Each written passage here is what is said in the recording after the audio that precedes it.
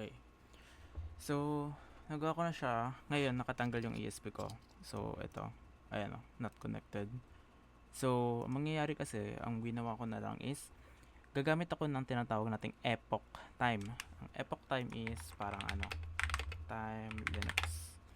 Ito yung kasi yung time na ginagamit. Ay, Unix pala. Epoch time Unix. Ngayon kasi, alam ko pwede itong gawing Gregorian calendar. Yung, nyari, March 18, ganun. Kaya nga lang,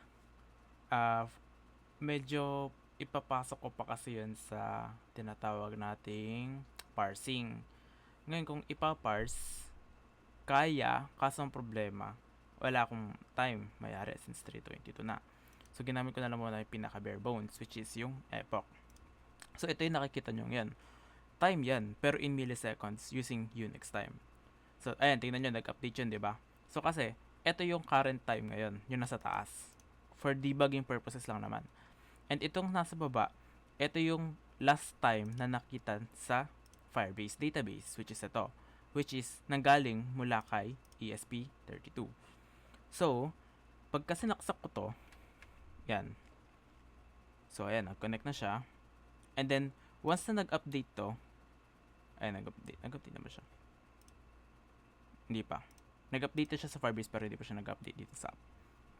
So, hintay lang natin. Yan. So, nung nag-update na siya, naging 8993. Ito yung kaninang value sa Firebase, diba?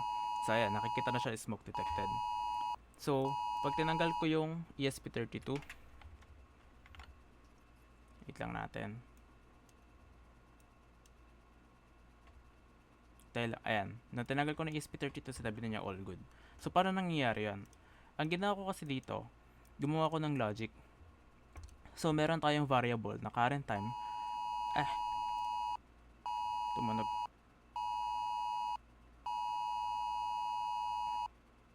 Nag-false trigger. Ayusin ko pa siguro yun. Feel ko sa yun, sa mismatch ng timing nito.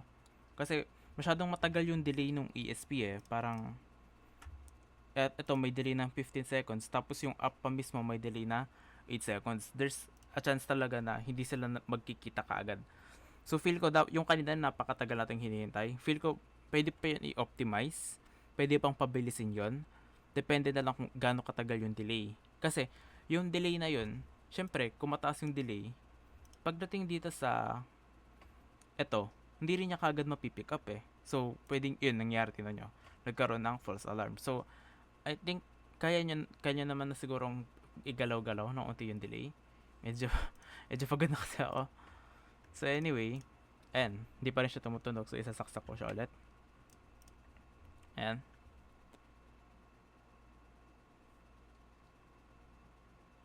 Tagal. Nangyari sa'yo. Failed. Nangyari sa'yo. Ayan. So, wait lang. Ito agad. Ito ulit. So, mag-wait na naman tayo ng time para mag-update siya. Ayan. So, smoke detected. There's a chance na dahil dun sa... Ay, wait lang. Ang ingay. So, there's a chance na dun sa mismatch ka na yun, magkakaroon ka ng false trigger na ganun. Pero I think, one time lang naman yun sa unang-una. Kasi nga, hindi ko din naman kayo natanong gano'n pa katagal yung delay na gusto nyo. So, ipaliwanag ko na lang kung paano nangyari to. So, meron tayong current time. Yung current time is yung system time no device natin. And then, itong last received timestamp is itong timestamp na sinend ni ESP. So, pag susubtrakin niya yun, and then, kapag ka yung sagot niyan is less than the heartbeat interval, which is eto, yung sinet ko 30,000. So, mapapansin nyo kanina, that pala di ko in-exit. Pero meron ako natatap dito. And, so kung mapapansin nyo dito, yan, yung value na yan, pag pinag-subtract niya, kapag ka less than 30,000, kapag ka less than, kalimutan ko na sarili kong logic. Kapag ka greater than 30,000, ito, yung difference nito, tama ba?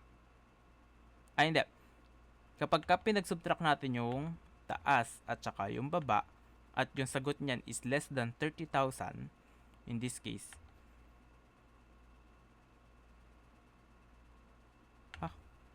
Dapat 30,000, 69,000. Nyari. Wait lang Less than. Tama naman. Less than the global interval. Interval is 30,000. Hindi dapat nag-trigger to.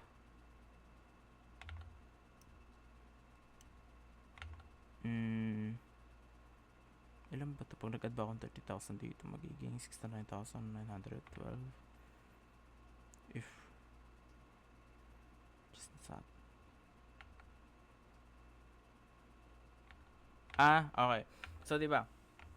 Since hindi siya less than 30,000,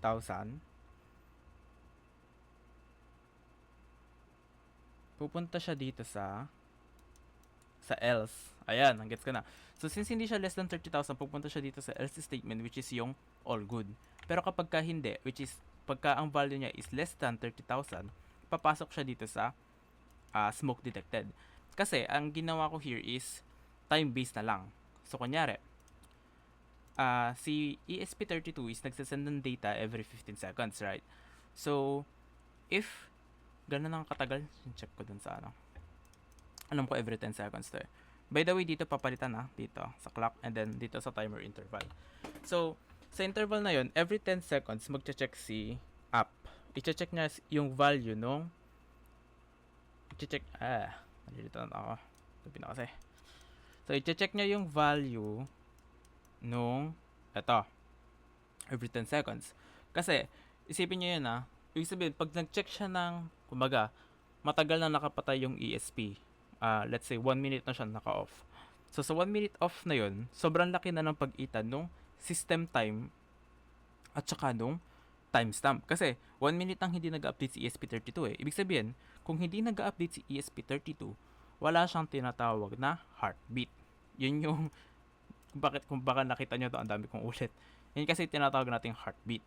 So, pag wala ng heartbeat si ESP32, ibig sabihin, naka-off siya. Ibig sabihin, pinatay siya ng relay. Which is usok, 'di ba?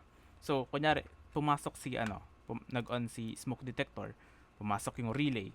And then, nung pagpasok ng relay, may kuryente na si ESP32. Ngayon, si ESP32 naman, magse-send na siya ng panibagong data dito kay timestamp.